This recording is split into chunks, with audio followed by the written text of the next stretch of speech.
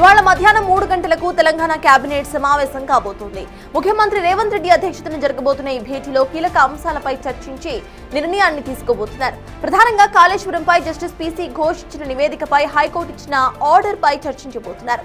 దీంతో పాటు ఆర్టీసీ సమ్మె కొనసాగబోతున్నందున డిమాండ్ల పరిష్కారంపై ఏం చేయాలి అనే దానిపై సైతం మంత్రివర్గంలో చర్చించబోతున్నారు. మెట్రో టేక్ ఓవర్ కు సంబంధించి 13,000 కోట్లకు రుణం మంజూరు కాగా ఈ నెలాఖరు కల్లా పూర్తిగా ప్రభుత్వం హ్యాండ్ ఓవర్ చేసుకోవడంపై కేబినెట్ గ్రీన్ సిగ్నల్ ఇవ్వబోతోంది.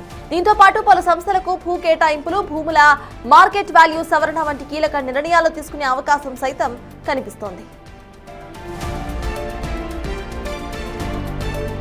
ఘోష్ నివేదిక ఆధారంగా కేసీఆర్, హరీష్ రావుతో పాటు పలువురు అధికారులపై ఎలాంటి చర్యలు తీసుకోవద్దన్న కోర్టు తీర్పుపై ఏ రకంగా ముందుకు వెళ్లాలనే దానిపై ఇప్పటికే న్యాయ నిపుణుల అభిప్రాయాన్ని కోరారు.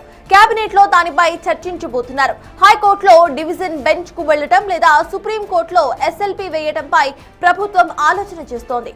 మరోవైపు ఏదైతే ప్రొసీజర్ ల్యాబ్స్ ఉన్నాయని హైకోర్టు వ్యాఖ్యానించిందో దానికి సంబంధించి మళ్లీ కమిషన్ ను పునరుద్ధరించి సరిచేయడంపై ఆలోచన చేస్తోందని తెలుస్తోంది. వీటన్నిటిపై కూడా కేబినెట్ లో మంత్రులందరితో చర్చించి సీఎం ముందుకు వెళ్లబోతున్నారు.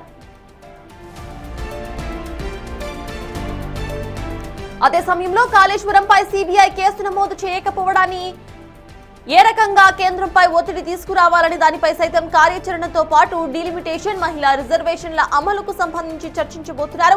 జనగణన అంశంపై కూడా కేబినెట్ లో చర్చకు రాబోతోంది.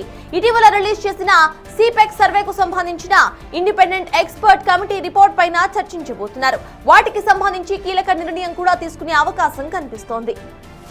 ఇక అందరి కళ్ళు గవర్నర్ కోటా ఎమ్మెల్సీల నియామకంపైనే కనిపిస్తున్నాయి. ప్రొఫెసర్ కోదండరాం, అజారుద్దీన్ భవితవ్యంపై కేబినెట్ ఎలాంటి తీర్మానం చేయబోతోంది? ఒకవేళ ఎమ్మెల్సీగా గ్రీన్ సిగ్నల్ రాకపోతే మంత్రి ఆజాద్ తన పదవికి రాజీనామా చేసి తిరిగి ప్రమాణం చేస్తారా అన్న ఉత్కంఠ ఇంకా కొనసాగుతోంది. వీటితో పాటు రాష్ట్ర అవతరణ దినోత్సవ వేడుకలు, ఫ్యూచర్ సిటీలో భూముల ధరల పెంపు వంటి కీలక అంశాలపై రేవంత్ సర్కార్ ముద్ర వేయబోతున్నారు.